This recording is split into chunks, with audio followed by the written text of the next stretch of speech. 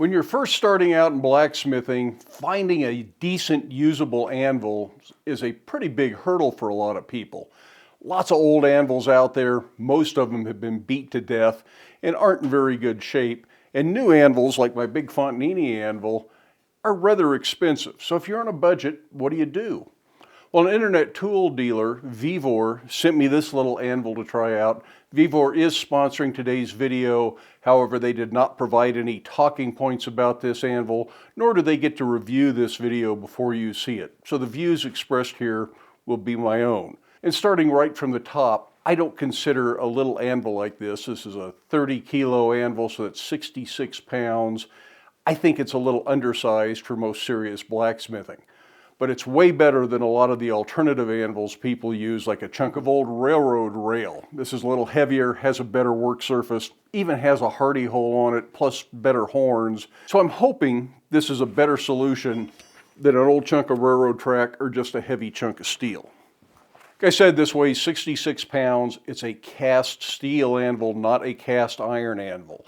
The budget-friendly cast iron anvils that some tool dealers sell are generally pretty lousy anvils, and they're prone to breakage. Now you'll notice I'm wearing gloves. The first thing I noticed that the edges on this anvil are really pretty sharp. They're very crisp and have a little bit of a burr on them. And I got a little steel splinter when I was unpacking it. So until I get the edges dressed, I'm going to go ahead and wear gloves. But it is a good thing that they leave the edges sharp so you can dress the edges the way you want, instead of them assuming what you want in dressed edges, because they might grind more off than you really want. But in any case, you should always dress the edges of an anvil, otherwise you'll damage your work and might knock chips out of the anvil. I think the first thing I want to do with this is wire brush the paint off of it, just to see what's under it, just to see what the casting looks like. Watching some other people's reviews on these little anvils, it sounds like occasionally you might get little void spots. Doesn't really affect the use of the anvil, but I'm kind of curious. Besides that, if you get hot iron next to the paint, it's probably going to smoke and stink.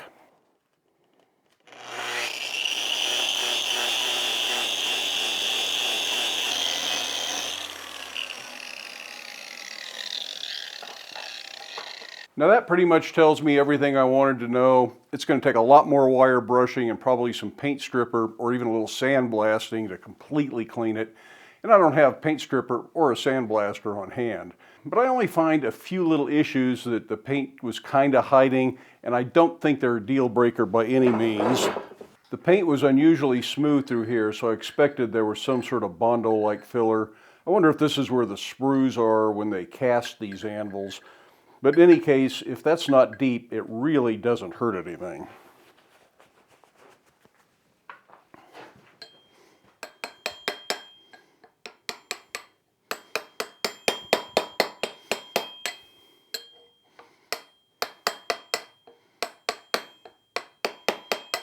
Well, apparently that is not actually any kind of filler. That's down to bare metal there. That's just been ground smooth, so I bet that was the side the sprue went in when they cast the anvil originally. The other issue is just some poor fill in the casting right along in here, but that doesn't look like it goes very deep and it feels solid, so I'm not really too worried about that either. All in all, it seems like the anvil is good and solid, and it doesn't have any defects that are readily apparent. Now what about that classic ball bearing test? That's pretty good. The higher the ball bearing bounces, the more rebound an anvil has. Why is rebound important?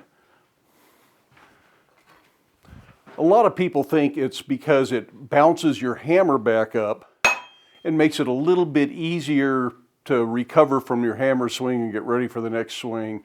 But the main reason you want an anvil to rebound is you don't want all of the work from your hammer to go through your material into the anvil and dissipate out into the air or into the ground. The more of that rebounds or is reflected back into your work, the more efficient your work's going to be. I'm going to take a minute, radius the corners of the anvil a little bit, do a little bit of finish work on the horn. The horn is a pretty rough casting, and I would rather have that smoothed up some. I'm not too worried about a real high polish, but you don't need a rough surface on your anvil.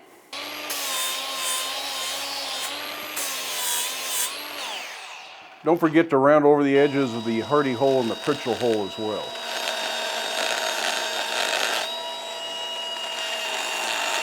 Vevor's website lists this as a Rockwell hardness of about 50.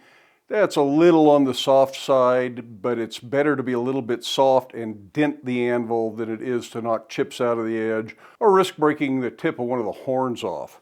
But let's give it a test with the Rockwell hardness files. These are a fairly crude way to test something, but we'll try it out and see what they say. And we'll start with the Rockwell 50. Yeah, it doesn't really cut anything. I kind of scuff the patina off the top of the anvil, but it doesn't leave a mark.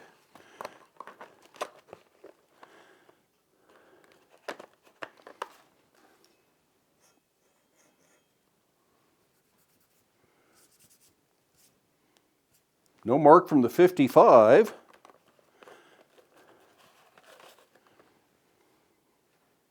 And the 60 definitely digs in. So that's pretty good. It's somewhere between a Rockwell 55 and a Rockwell 60. Anything over a 60 I think might be a little bit too hard and you might worry about chipping it. But this is right in the same range as what my bigger anvil is, so that's pretty good. Now to put this anvil in use, it's got to be mounted on something, and any anvil is greatly improved by a good solid mounting. I like something that's set in the ground. My current anvil block is a wood block, set 3 feet in the ground. It really holds the anvil solid, nothing moves, there's no wasted energy chasing your anvil around the shop all day. And an anvil on a stand that isn't anchored down will move around, and the lighter that stand, the worse it is. Now I'm not going to dig another hole in my shop for this little anvil, but I do have a big heavy piece of timber that I can make use of as a stand for this, and it's probably going to more than double the weight of the overall setup. Of course, it's tough sometimes to find a good flat spot on the brick floor that isn't very even.